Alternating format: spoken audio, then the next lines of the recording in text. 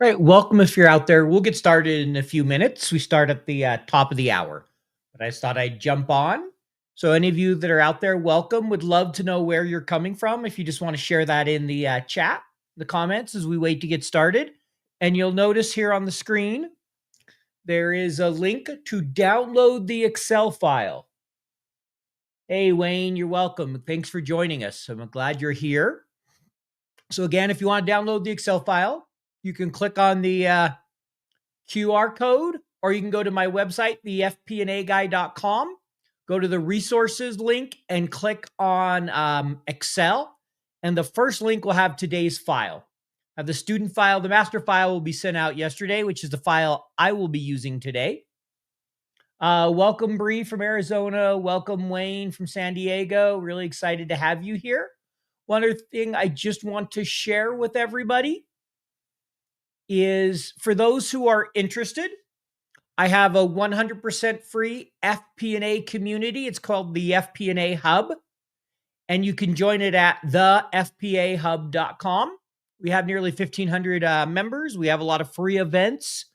More and more events that I host will be moving to that platform over time. Still be free, but they'll just be available there. So would love for you to join us there. Really easy to register, just takes a few minutes. And you can meet people all over the world in that community and ask questions, see videos, post comments, chats, a lot of different free resources. So just want to let people know about that. And really excited to have you here as we're waiting to get started. Would love for you to just keep letting me know where you're coming from. Looks like we have about 10 people out there right now is what I'm showing. We may have a few more on YouTube and LinkedIn, but in the webinar at the moment. And we'll start in another minute or two. Just want to give it a few minutes for people to join. So please let me know where you're coming from in the chat. Great. I see we have Johanna from Lincoln. We have Bree from Arizona. We have Wayne from San Diego. So thank you, all of you, for joining me. Excited to see you out there. Always fun to see the different location and places we get. Michael from Virginia, thanks for joining. As I mentioned, we'll get started in another minute or two. If anyone has a good joke, please feel free to put it in the comments. And if you've listened to a prior session of mine, all my jokes are probably old, so I'm not sure they'll be good, but we'll tell a few.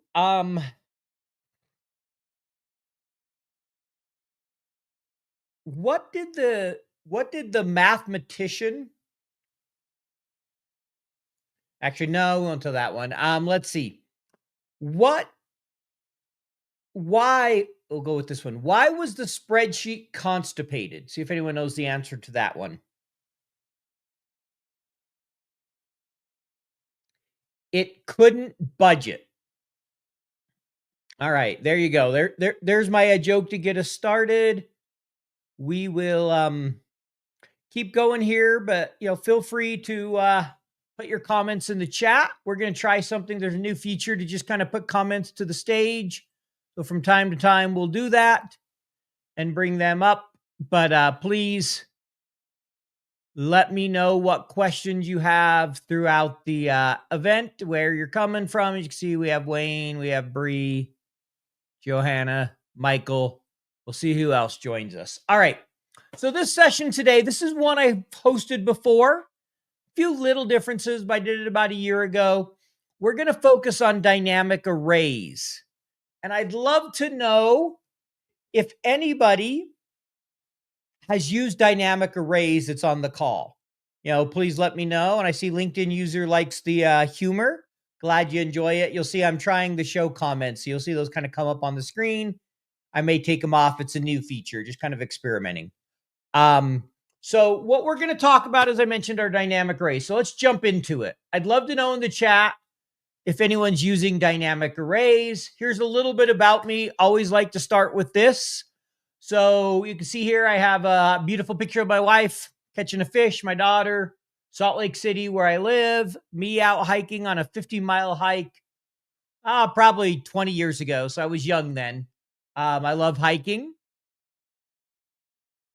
And I love running. I try to run every day. Podcasts, you'll see I have the three: FP&A Tomorrow, Future Finance, Financial Modelers Corner. If you're not listening to them, give them a listen. If you like them and you haven't left a rating or a review on Apple or Spotify, please do so. It really helps me grow the shows. It makes me know that people are enjoying listening and that they like it. So would love it. Bree says, I have not used dynamic arrays yet. I see Wayne, not often. Totally understand for coworkers. You have to find balance. We'll talk a little bit about that. And I see someone else who said yes. So it looks like I have a mixed audience. Some have not used them. Some are familiar with them, but don't use them much. And that's going to vary. Another one loves sequence, unique, sort. So, right, we got a wide range out there of different people saying different things, which are great. I'm going to just remind people real quick. I'm going to put this up for a few minutes. Banner. Anyone who wants to join the community, feel free. All right. So here's kind of the agenda. I just want to share a few slides about what I really see as the abilities of dynamic arrays. They can change the way you work. They really are quite amazing, but you just have to know when, where, how to use them. My key thing is, even if you can't use them in your models, like Wayne here mentioned, it's important to understand them because somebody will use them. And if you don't understand them, you'll be lost. And over time, they will become more and more the default. It's going to take years, just like anything in Microsoft. If I ask how many people know Power Query, the majority still don't know Power Query, yet it's been out for well over a decade. I think 13 years now, 12, 13 years. So it's sometimes very slow. We'll do a brief overview of them. And we're not going to build the sensitivity table today. I changed it up a little bit. We're going to do some additional formulas. I forgot to update the agenda. And then we'll do a wrap up and key takeaways. So here's a couple just kind of brief quotes I want to share. And you guys will all get a copy of the deck after. For anyone that attended through StreamYard, I have your email address. If you want the deck and you are on LinkedIn, you can email me for it and I'll send it to you. So Microsoft Excel dynamic arrays are an Excel 365 feature that allows a single formula to return multiple values in a grid. That really is a huge upgrade to everything with single value, outside of the occasional, if some people remember, I'll date myself, the curly brackets when you hit Control-Shift-Enter. That was the only way you could do some arrays, and they weren't dynamic.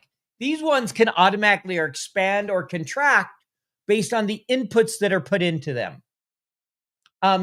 Dynamic arrays are the biggest change to Excel formulas in years. Maybe the biggest change ever, said Dave Bruns of ExcelJet. Absolutely love his website. If you want a great website, if you ever need to find a formula, his website's fabulous. Obviously LLMs and AI is really, really good now too. But I really like the work he's done there. All right.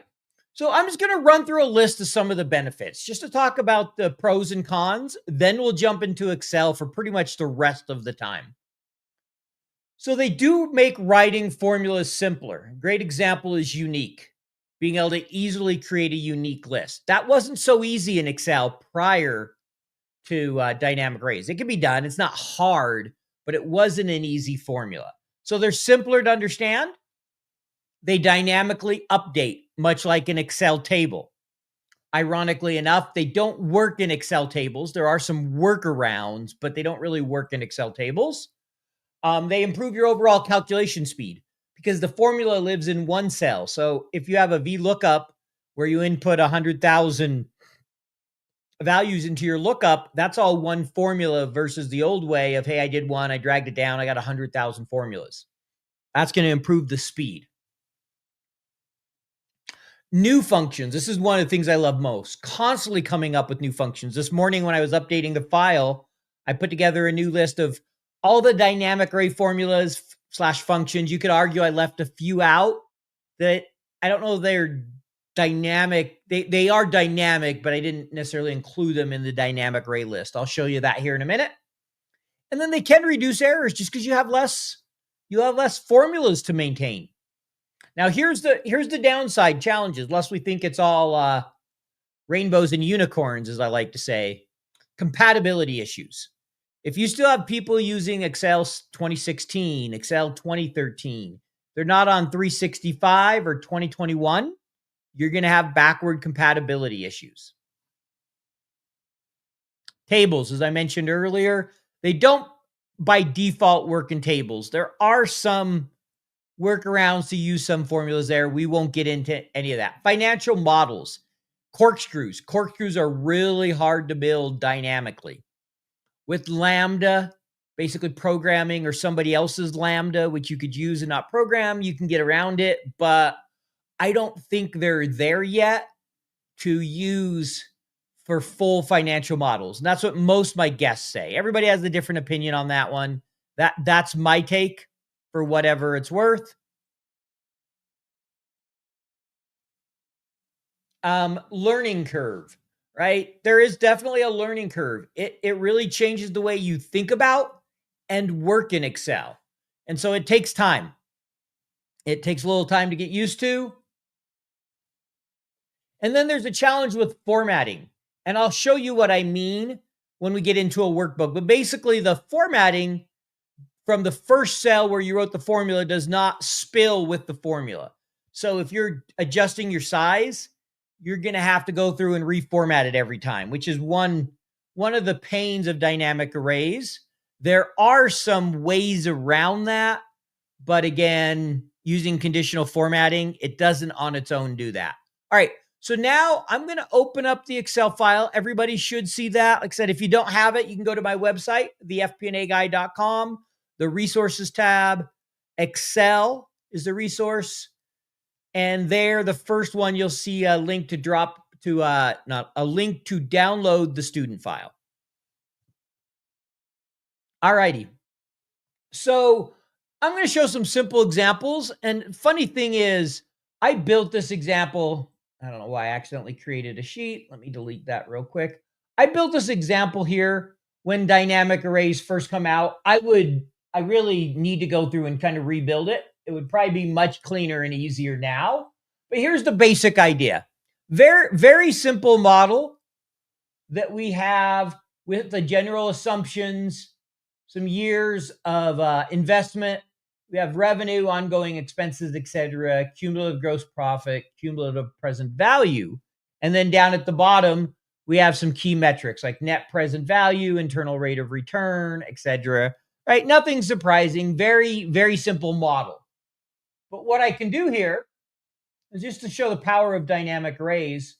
I changed that to 5. The model by default changed to 5. I change this, the model adjusts. I change this. And so I can change the years and anything in the model, which many of these we could do before, but it's really the fact it's dynamic. And if I change years, I don't have to drag any formulas. It's 100% dynamic there. So that's what I mean, that by being dynamic, by being able to adjust and have your cells spill. Let me show you 2 other examples. I have here a list of 11 sales reps. Right here, I'm going to put this one as month 2/1, 2022. And what I've done here is I've written one formula. Now, the formula is complex, so we're not going to go over it today. But it's basically using 3 sorry if I could speak, 3 dynamic formulas, a couple others. It's using what's called VStack, which vertically stacks stuff. HStack horizontally stacks it. A unique, a SUMIFS, another HStack here. And I'm able to take this table right here and recreate it here. Sure, could I put it in a pivot table? Or are there other ways I could do that? I could now do a pivot by. This was, I think, even created before then. But what's cool with this, these type of formulas and this type of thing is, I added sales rep 12. I put in an amount and it automatically updated. Notice, as I mentioned, the formatting didn't follow because I didn't use a conditional formatting. What I should have done is format a little further down and then have a conditional formatting that says, hey, when you find the word total, format it accordingly. That's usually the way around that. All righty. Another one, this is one of my favorite. I've taught this several times in different sessions. I have it out on LinkedIn. This is a more simplified, I think, version than the latest one I'm using. But here's basically the idea. I have the sensitivity analysis and I want to adjust the units sold. Fine, that's normal. It all updates. But let's say I want to look at what happens over 15 price increments. Now I can see, okay, from 8:30 to 11:10, what happens? What if I only want 5 cost of goods sold increments?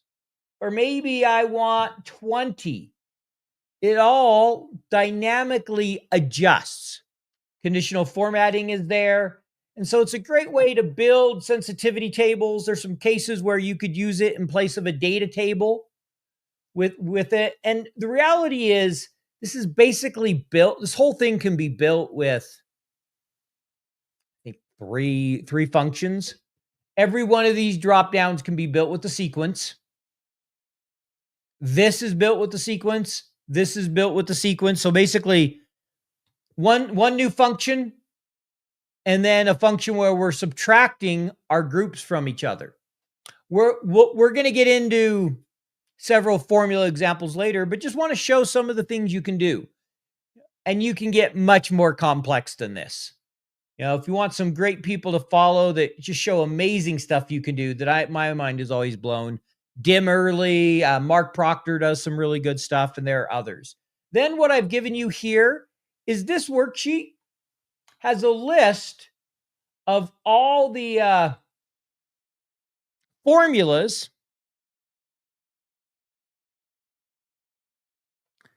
Shruti, you're the first one that says you can't find the file. It's on my website. You should be able to find it under resources. It's the FP&A And then just click on the first button under Excel, under the resources. If somebody has the exact link, if they just want to throw it in the comments as I present, be appreciated, but it should be out there. If anyone else can't find it, let me know, but I put it out there this morning. All right. So there's a number of different links where you can go, some Microsoft resources, Excel Jet. Here's a book that has a lot of the earlier formulas. And here's a basic list of the formulas that are available for dynamic arrays. Hey, thanks, Bree, for putting that out there. So you should be able to get it from right there, Shruti. All right. So that's a list. There's ones like choose columns to choose certain columns, choosing rows, dropping something, group by, which is a great new function. Really love group by, pivot by, XLOOKUP, and so many others. All right, I'm just going to pause real quick here. Let me just show people where you can get the file. Give me 1 minute here. So I've heard a couple people saying they can't find it. And just as a reminder, this is why I always encourage people to join early. Generally, I won't do this just to so I don't slow it down for those who have it, but I will show here real quick. Go to my website, come over here to resources, click on Excel files right there for today. Click on it and download it. Simple as that. Okay. We're going to go back.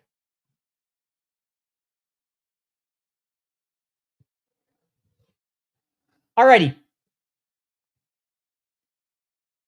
So when I talk about how dynamic arrays work, I'm really giving a very basic. I think it makes it easier for people to understand. We're not going to get into some technical things. There's broadcasting. There's what's called pairwise lifting. A number of other things that if you're really going to go deep with dynamic arrays and start to use let and lambda, you want to learn about. I would recommend for that Mark Proctor. He has a great course off Excel off the grid that goes way beyond anything you'll see today or anything I talk about in my dynamic arrays course. If you're looking for a great intro, getting started, some basics, these type of things will get you there. But just be aware there are some things where technically the definitions I'm giving are more to make it easy to understand. They may not always be technically right. But let's start here with working on this. So over here, I have a number range. I have the numbers 1, 2, 3, 4, 5, and 6. here, I've highlighted that entire range, and you can see it's dynamic in the grid. Previously, it would not have highlighted all this. So what you're going to see is you see this little blue box around it as I highlight these cells here, the 1, the 2, the 3, 4, 5, 6. Previously, how it would have worked, if you know right here, here's non-dynamic. I've referenced that whole range, but I put an @ symbol at the front, which will make it work how it used to. And you see I only get the number 1. It doesn't spill. So that's the first thing to be aware of, is the spilling feature, which we'll talk quite a bit about. Another thing that's cool is it can operate on multiple cells. So let's take an example of what I mean by that. So right here, right now, I'm operating on one cell. I've said, hey, text before B22, put it in quotes, and it drags down. Many formulas, the input value is supposed to be a scalar value, an individual value. But with dynamic arrays and the way the engine works, it will now do what it calls broadcasting. But basically, it allows you to put in multiple values within your lookup value. So we're going to put all those in. I'm going to delete the ones below. And notice, all right, I didn't quite get the whole list. I forgot the first one. So let me just fix that. I'm going to change this to B22. But notice what it did there. Again, it spilled all the way down, and the formula lives in the one cell. So you'll notice it has 5 rows that it spilled down, but it gives an NA in all but the first one.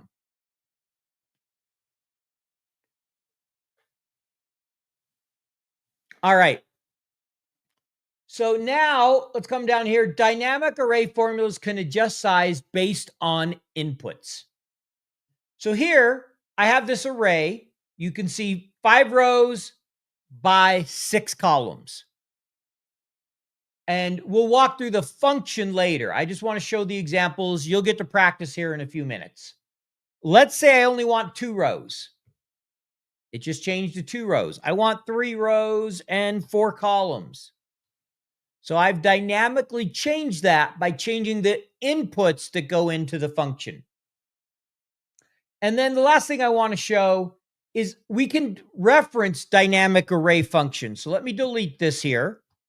Notice if I reference this right here, which was dynamic, and I only reference that first cell, that's all I get. If I reference this cell here, that's all I get. If I reference 3 of them, it's going to spill. You can see it's 3 cells, but it doesn't give me the whole range. I could come up here and highlight the entire range, but notice if I do that, what it does. It automatically puts this hashtag symbol at the end. That tells it to reference the entire array. Whatever that prior array is, it's going to be referenced down below. So it makes it really easy to reference dynamic formulas. I could do that wherever, right? I could reference this whole range here. And again, you'll notice the pound. So that's just a little bit of how they work at a very simplified level. All right, next one. There's a new error you get. Notice right here, it says hashtag spill. I'm going to make this a little larger. So I have this spill error. And notice I have these little dancing ants, kind of the blue, around it saying, hey, I should be able to go all the way down to row 23, but I can't. And the reason for that is there's data in the way. If I change, there's 2 things I could do. I could change the spill to only reference 3 rows. Now it works. Or if I wanted to reference more, we'll just say I want to reference 30, I would have to move this. So I can delete it or drag it out of the way, and now it works. So that's another thing you have to get used to with dynamic arrays, is making sure you have enough room on your workbook for them to expand and contract. Otherwise, you'll end up with spill errors, which could break your entire model downstream. So I'm going to pause for 1 second here. Any questions from anybody so far? Just let me know in the chat if anyone has any questions.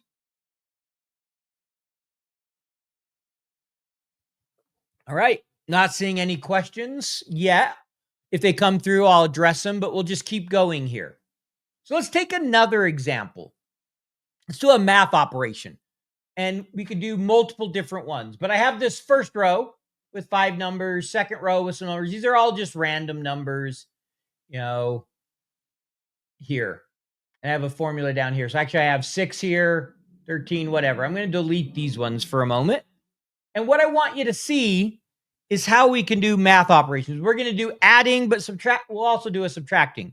So if I did something like this and I said, I want to add this, plus this, plus this, I get the answer.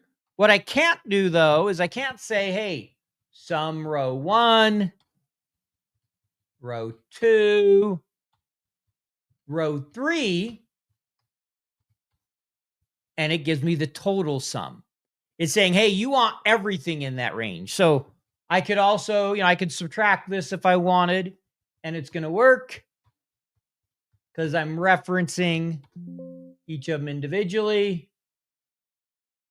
And actually, no, sorry, it takes I did something wrong there. So you can see issue, but let me show you basically what Microsoft's done when you run into those type of issues is particularly for summing things.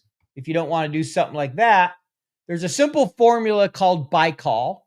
There's one also called by row. And what they allow you to do is they allow you to perform an operation on each grouping. So I just have to highlight this whole section. I say sum, and I close it, and it now sums the totals. I could also say things like, give me the average of, each row. And now it's giving me the average of the 12, 0, and the 1. I could say max, whatever. So there's a by call, and what it does, it takes each column or each row in your arrays and sums them or performs whatever math operation you give it. So that gets a little more complex than it used to be, but that's the easiest way to do things like that. Let me show just 1 or 2 more examples, then we'll jump into some formulas and walk through them. So first one here, let's look at a multiplication example. So I have these 2 ranges. I used a sequence, which we will walk through that formula. Right now, if you're not familiar with it, you're probably like, what's a sequence? But I have these two ranges, and I just multiply them. I do B6 pound times C6 pound. So now, if I add a value here, I add value 16, you can see it added it, but it gave me an NA here because it's saying 30 times nothing is NA. I can't answer that because the arrays are not the same size. So until I fix this one, it's not going to work. Formula lives in one cell. It just multiplied all of them, and it will automatically adjust as I adjust this. Here's another simple example. What if I want to multiply kind of different size arrays? I have one here with 5, and I have this one in the rows. In this one column, I have here with 3. Across the columns, I have 5. I take each of these, and I times them by each other. And what it's going to do here is it's automatically going to assume, hey, this is 0. This is 0 since I don't have a number. You notice to put all zeros at the bottom. Because it needs, in theory, it needs arrays of the same size, right? In order to do a 5 by 5 multiplication, you need 5 values in each of your arrays. So it's making assumptions. Nathan, when you say, can you reference the array length? What do you mean by that? You can reference an entire array, but so I could do this. Are you saying, can I count the length of an array? If I wanted to count, like say, if I wanted to count an array, I would come here and do this. And now I get a count. If I change this, if I change this to 12, the count changes to 12. So I'm not sure if that's what you mean, Nathan, but yes, I can figure out what the the number of columns or rows or whatever it's spilling into by doing a simple count of those cells and having it be with the pound symbol. It will give me the number of cells. As far as the length, you can count the length of any cell.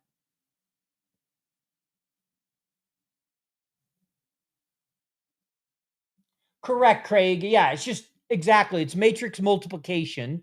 You need the same numbers in 1 and 2. Otherwise, you're either going to get an NA or you're going to get a 0 depending on the situation. Yes, and we'll show an example of that, Nathan.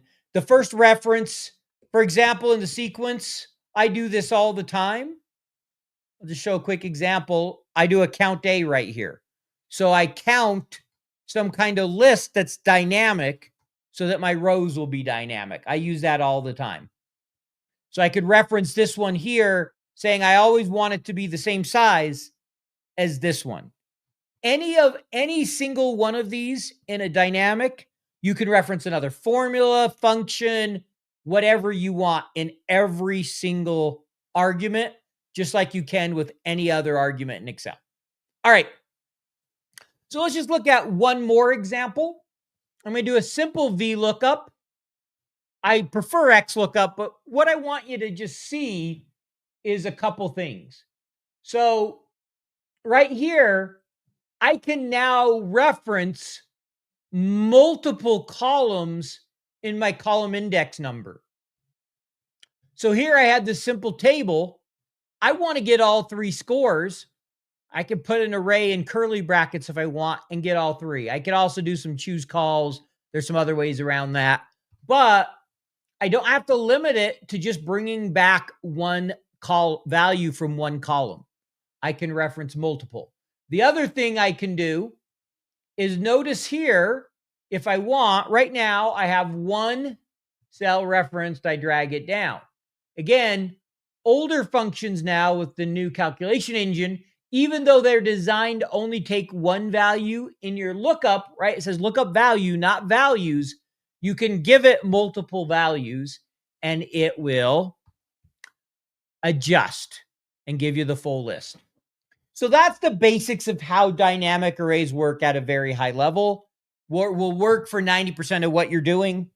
Obviously, you can go much, much deeper than that. So let's run in and look. Let's go ahead and look at a few functions here. One of my favorite dynamic functions is the unique function. Your sheet should be empty. I'm going to go ahead and delete these and we'll do them together. And I may let you try 1 or 2 on your own. But the old way, most people, and I'm going to guess some of you are probably still doing this, I need to get a unique list. I could highlight this and throw it into a pivot table. I could copy it here, come over here, paste it so I don't mess with my original list, come up to data, come up to remove duplicates.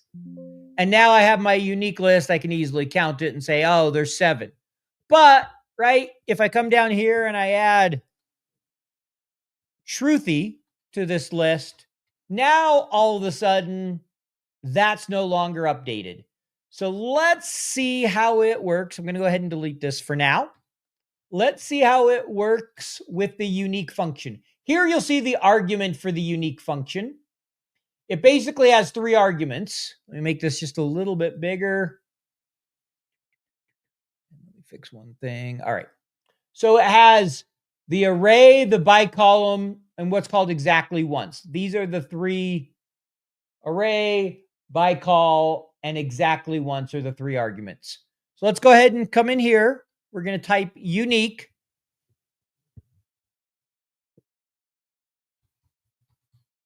And if I can spell, I will actually type unique. So we're going to type unique. I want to get first names. I can do that. Notice it has a table name called classes 26, probably because I've used this table a number of times, and every time it appends a different number onto it. But I could just highlight the whole thing, or I can do shift control down, or if I'm a mouse person, I can highlight the mouse. I get the same thing. It's going to give me the name of the table and the column. And that is all I have to do. I can hit enter. And I now have a unique list with Peter, Ron, Paul, Anders, Jill, Mike, and Bill. What if I wanted that unique list to be first name, last name? Go ahead and do it with me. We highlight both of them. And now I have a unique list of first and last name. So you'll notice Bill shows up twice now because there's a Bill Johnson and there's a Bill Smith. Where if I do just first names, Bill shows up once because it's not looking at another column. It doesn't care that there's Bills with different last names. All right. So that's the very basics. Now, let's see what those optional arguments are all about. Let's go ahead and highlight this. The first optional argument, we're not going to do anything with right now. I'll show it to you later, but it says true, return unique columns, false, you return unique rows. So you can return it by columns or rows. We'll show an example of that later.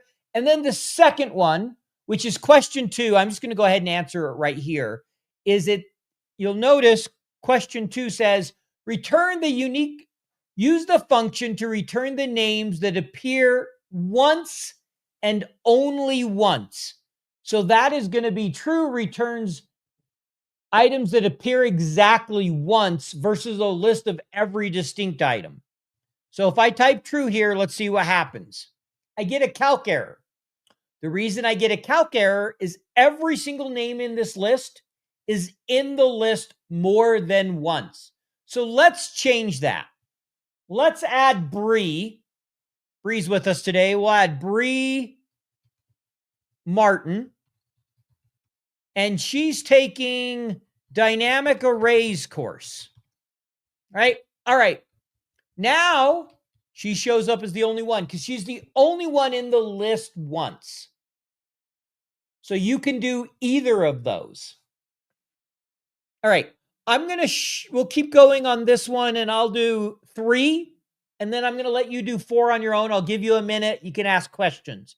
So next, I like to use a unique with a count A. Count A counts text or values. The reason I don't use the count is I'm counting lists with text. So I need to use count A versus just a regular count. So we're going to do count A. We're going to wrap it in a unique. And so we're going to come here. We're going to do unique list of first names, but I could do the entire table. And, you know, it would give me the entire table because everybody's different. I could do just class offerings, whatever. So we want just this right here. And now I'm going to close it. And it gave me a count of 8. If I take out Bree, it would give me a count of 7. I find that incredibly helpful when I'm trying to understand data and just get a quick idea. How many unique values do I have? If I wanted now, try doing the same, but see if you can count where the items that appear only once. So you should be able to use this formula, add the optional argument, and come up with the number 1 because we only have Bree. So I just want everybody to practice that on their own. We'll give you just a minute. Shouldn't take long, just a minute here. Let me know in the chat if you're able to accomplish it.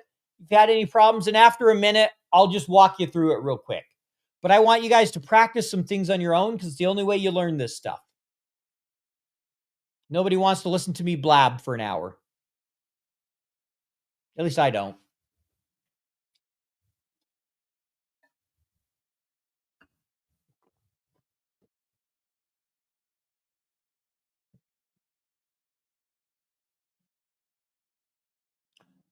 All right. If you could just throw in the chat once you finished it, just let me know. Put it in the comments. Say you got it. Or if you have a question. I'll go about another 30 seconds and then I'll walk you through it.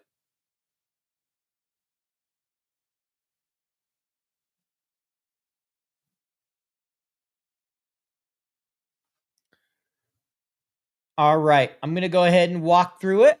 All you need to do here is it's count A, unique. Glad you got it, Amy. Perfect. I start to see people coming in. Let me know they got it. And then I'm going to highlight this. And I want to get just the table. So don't want the entire column. I want just the values I'm looking at.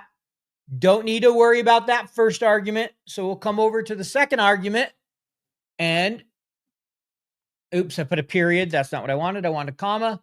Second argument, return items that appear exactly once. Make this true. And you got to close both functions, the count A and the unique.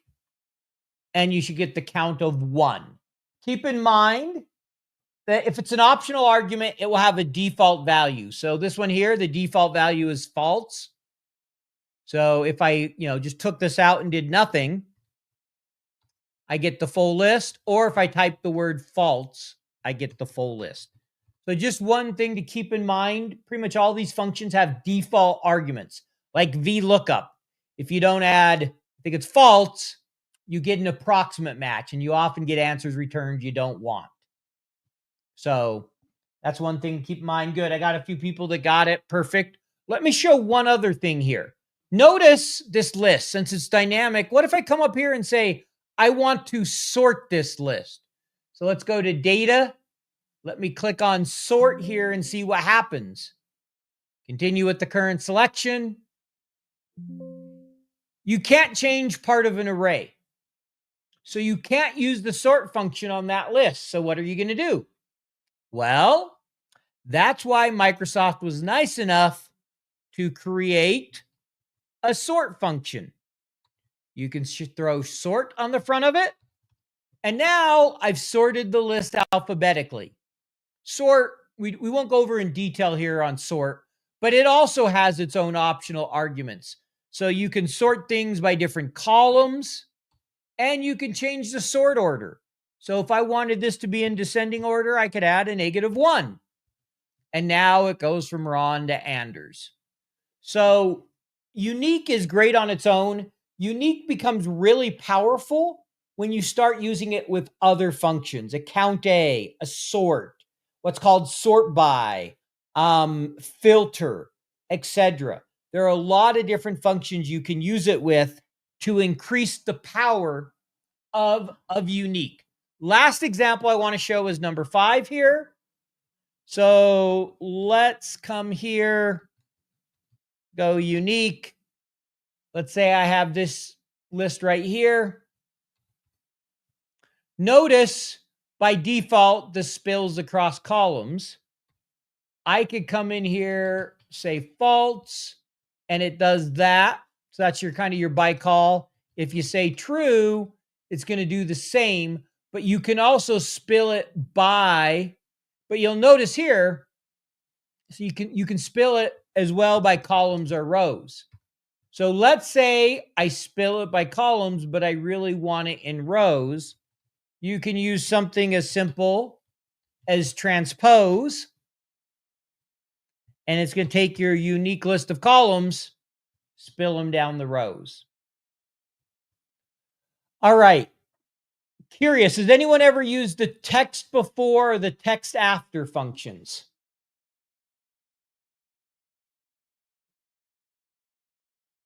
Let me know in the chat. So what there is a text before, a text after, and a text split. We won't get into text split today, just in the interest of time. But those 3 functions, in most use cases, almost all can replace left, mid, right. And Wayne's used those, great. And so here I have a full name. Here I wrote this formula that said, hey, look at left, H4, which means start at the beginning, find the first space, and do all this and give me the first name where it's different length. And so that formula, not hard, but it's a little bit of work. But now see here, I have this simple one formula, and it did the text before. So we're going to delete. I think you have the stuff deleted here. I'm going to walk you through how you can do what this formula is doing much easier. I'm going to highlight all of these. I'm going to do a comma, and I'm going to do this. So I'm going to do the first 2 arguments. Notice, if you look at text before, it has 1, 2, 3, 4, 5, 6 arguments. 2 are required. The rest are optional. So I'm just going to give it the first 2. I'm going to give it my text range, and my delimiter. My delimiter is where it finds a space. Since that's text, you need to put it in double quotes. We'll close it. And now I got the first names. You know, if this first name changed to Pauline, update. And look how easy that function was. Now you're going to notice there are a bunch of others. There's instance number, there's match mode, match to end, if not found. I'll walk through a couple of those at a high level, and then we'll go through a couple more examples. So match or instance number is, what if we had a middle, what if we had a middle name and we wanted everything after the middle name? So we want let's say we want, you can do different things like tell it what instance. So here I said -1. So it's going to give me the first and middle name. And oops. I copied that. That was a mistake by me. Sorry about that. So what I'm doing by saying -1, I'm saying give me everything before the last instance of the space. What that does is that now gives me Pauline Wesley here because the last space is right before Barnhurst. On these other ones, it gives me just the first name. So I'm getting both the first and middle name by saying the instance number. Negative starts from the right, positive starts from the left. So now if I do -1 here, like I said, I don't get the exact same thing as I do with 1. If I went back and changed this and took out this middle name, I'm going to get the exact same thing because there's only one instance here. So that's your instance number. Your match mode is just to make it case sensitive. So if you have something where you want just a capital X or a lower x, because you could put anything in the delimiter. You could put a formula in the delimiter. You could put multiple items in the delimiter.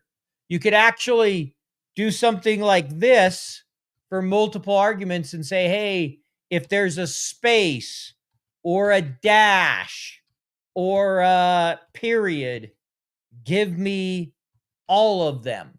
And so if I change this to be a period, notice it still worked. If I change this one to be a dash, it still worked. That's not something is easy to do with left and mid and find. Those get to be some really ugly formulas. Here's another example where I use all the arguments. So let's just kind of walk through this and then I'll do it once. So I've highlighted my lookup values right here. I said, hey, split it by the space. I've said, go ahead and give me the first instance of it. So if there's more than one, this next one is the match mode. So I've said, hey, be case insensitive, which it really doesn't matter if it's 0 or a 1 when I'm looking at a space. There is no case to a space, right? There's not an upper case and a lower case space. You have just a space. And then you could treat the end of the text as a delimiter or not. So what that means is what that means by that is, let's say I add a bunch of spaces here. I'm telling it to ignore them. If I change this to a 0, it could split them out depending on how it's set up. But you could do that match all the way to the end. And then here, which is one of my favorite things, is the if error, basically. If not found. Instead of having to wrap it in an if error. And let's show an example of what I mean by that. So let's leave our formula here. This one right here has no space. It has a space at the end. Let's see if I do just one. Oh, that's right. It's going to give me that. Let's do this. Let me change it so you can see what I mean. Sorry, space is a bad example. Let's do an X here. Let's come over here and let's have this look at X's. So what you'll notice here, it's giving me the whole thing. But if I take around that match to the end, then it will say not found. So that's what the match to the end does. It will treat the end of the text as a delimiter by default, which means, hey, if it doesn't find what you want, it gives you the whole statement. If you turn that off, now you can see, here it found the X, the rest of them is saying, hey, I didn't find anything. So you could have it return the full value if you wanted, or by turning off that match end, it's now going to give you, hey, it didn't find it. So that's basically the text before function. Now, what I want you guys to try doing right here, I want you to see if you can split out just the add.com using text before. So you want to try to get the word just this add.com. So how would you do that?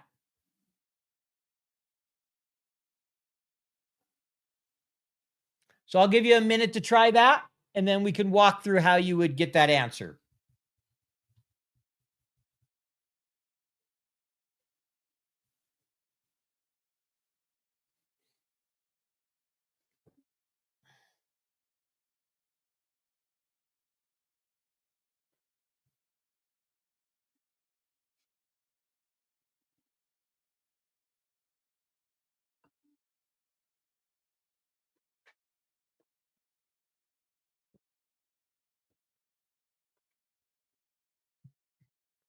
So I'll give you about one more minute, and then I'll walk through the answer.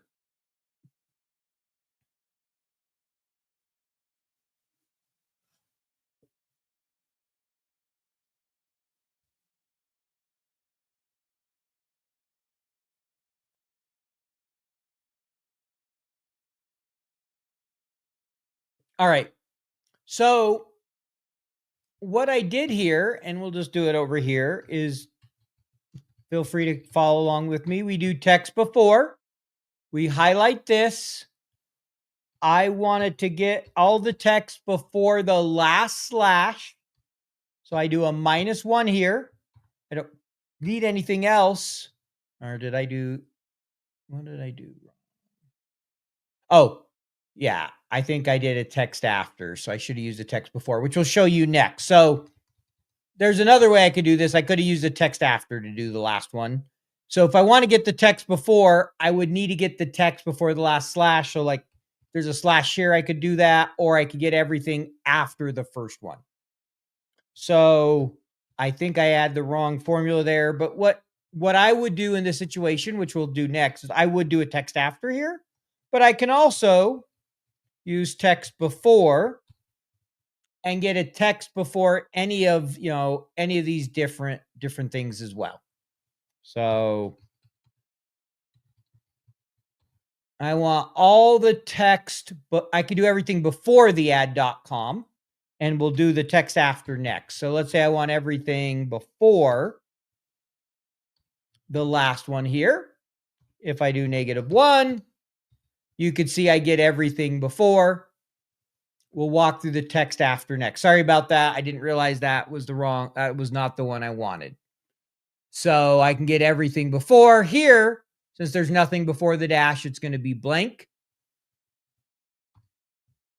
And let's go to the text after. And I jotted down a note. Let me jot a note to make sure I fix that. I didn't realize that was wrong on that one. This was an old workbook that I missed that when I updated it. So I apologize there.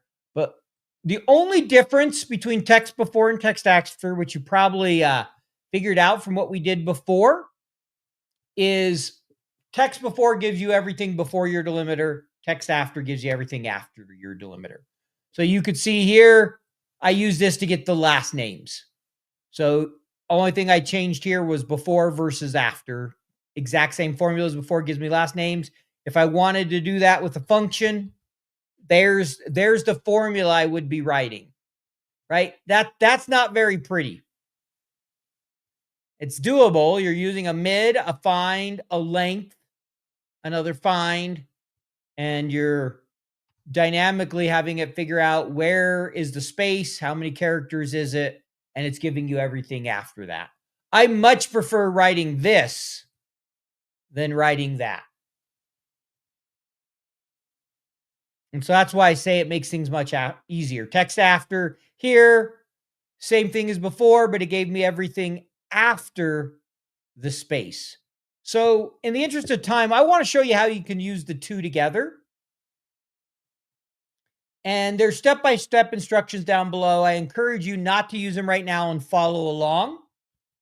So what we're going to do is I want to get a list of the web addresses out of this.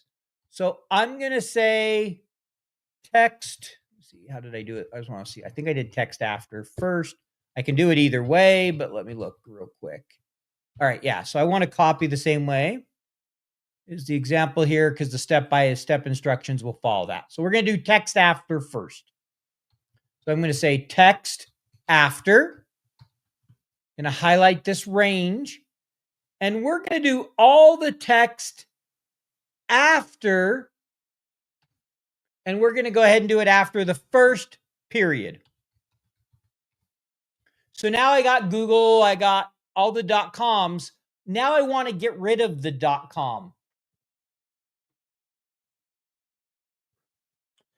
Bree, no, you don't designate dynamic somewhere. So this is the important thing. Microsoft Excel, when they rebuilt the calculation engine, the formulas by nature are dynamic. There are some exceptions. The end formula, the no formula, a couple others. But VLOOKUP, almost every formula will take a dynamic input, assuming you're using 365. They completely redid the calculation engine. So by default, things are dynamic versus single cell. So you don't need to do anything special. Excel's worked this way for 5 years now by default.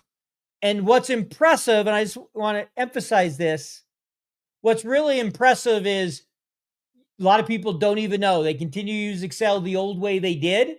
So they built it in such a way that it's fully compatible with however people are using it. So they did a really good job there. So we have text after. Now what I'm going to do is I'm going to type the word text before, and my first text is now going to be this, which is virtually stored in the grid. All these, right? You don't see them here anywhere. So I'm referencing that range in the grid. And now I'm saying, give me all the text before the .com. So now I have a not unique, I have the domain name list. Let's take it one step further. I'm kind of, a grammar nerd. I want it to be proper. I could throw the proper formula around it. Now it capitalized everything. And I could just keep going here. Let's say I really cared about a unique list. I could throw unique on the front of this. All I got to do is make sure I close it. Now I have a unique list. Yeah, that's not enough for me. I want my list to be sorted. And so I just did a sort unique list of just the web addresses, the names from the web addresses. Right? That formula there would have been a real pain without dynamic arrays. So I just used 1, 2, 3, 4 dynamic arrays. With 2 of them, all I did is just a simple wrap. I didn't have to do anything else. Right? Once you learn how arguments work and combining formulas, this really is not that complex of a formula. If you don't know those basics, it can look really ugly. And I get that. The last function is the sequence. And I'll just take 3 minutes and walk through a couple examples just real quick. And then we're going to go back to the Excel file and wrap up since we only have 5 minutes left. So the sequence function, you can see the arguments here. There's 4 arguments: rows, columns, start, and step. It's just like you think it would be. It's a simple sequence. So here on number 2, it says, return a vertical list of the next 12 periods, starting with the number 0 and incrementing it by 5 each time. So I want a vertical list. I want one row with 12 rows. I want 12 rows, one column. We're going to start with 0, which is the third argument. We're going to increase it by 5 every time. I've created a list. Number 2, we want a horizontal list. So I'm going to do 1 row this time. And here you can see I'm inputting it from the grid. Previously, I inputted it all into the formula. I don't recommend hard coding as a general rule, but for illustration purposes, there we go. A lot of you are like, okay, big deal. Here's where sequence can be really helpful. Problem 3. I just created 13 months by using a date. So let me show a simple example. Let's say I wanted a sequence formula for all 30 days. So I want 30 rows, one column. I'm going to start with day one, go with day two. We're going to write the date function. And you guys can copy this with me. I'm going to say 2025. We're going to go the month of June. And now for the days, I'm going to put a sequence in here because I want to put multiple days. I don't want just one day. So now I'm going to say, give me 30 rows, one column, start with the first day of the month, end with the last day of the month. I have a video out on YouTube if anyone's, and oh, I forgot to put the second, there we go. And so now I have all the dates. Didn't show up in a date format. I can come up here real quick and just, I could use a shortcut key, but we'll just do this. And now I have 30 dates. If I change this to 10, I have 10 dates. So you can increment weeks, months, end of month. You can create dynamic date lists. If anyone's really interested in the sequence formula, there's actually a full book on it. I cover a number of examples from this book called Mastering Sequence. Since I think I'm blurry, it's probably hard to see, but it's an entire book on just the sequence function. All right. So we're going to wrap up. I might go a minute or two over. You're more than welcome to drop if you need to, but I'm going to go back to the PowerPoint for a minute. All right, let me bring it up. Switch my screens. Right. So we talked about the pros and cons. Here in the file, you'll see some use cases, when not to use it, when to use it. That kind of gets to the advantages and disadvantages. You'll see a little bit of an example here. Some of the common terminology we talked about: the spill range operator, spill errors, expanding formulas, etc. I really like this quote. Excel dynamic arrays have changed the way we use all functions and formulas in Excel for the better. We should be able to work more efficiently with dynamic arrays. The sooner everybody learns it, the better our files can be. And, doesn't mean we use it in every situation. Work in more than one cell at a time. Like I said, they can change the way. Remember where they're only available. And here's some resources. There's a book, I have it over on my shelf, called Up an Array, that's strictly about dynamic arrays. There's some online resources from Microsoft. When I send out the PowerPoint, you can find, including going over XLOOKUP, which we didn't cover today. And then last but not least, I do run a business. I do like revenue. I'm not going to lie. I love sharing. I love helping others. I also like paying my bills. So for those of you that would like to go a little bit further, I have a course called Modern Excel. It covers Excel tables, Power Query, and dynamic arrays. It's an intro course. It's not going to take you deep. There's probably about 5 hours worth of videos, and you can go ahead and click on the QR code and take it. You can use the code webinar to get 30% off. I also have another one here called the Ultimate Course Bundle, which also includes business partnering, model design, data analysis, and other things beyond just the Modern Excel. That's $130. So if any of those interest you, I'd love for you to sign up. Always helpful to me. If not, you're always welcome to just attend the free webinars. I have a podcast recording that started a minute ago. So I'm going to go ahead and end now. Thank you so much for joining me. Feel free to message me with questions. I will send out the master file. I will send out this PowerPoint in the next couple days to everybody who registered through StreamYard. So if you join via LinkedIn or YouTube, you're going to have to message me to get the list. Thank you, everyone. Have a great rest of your day.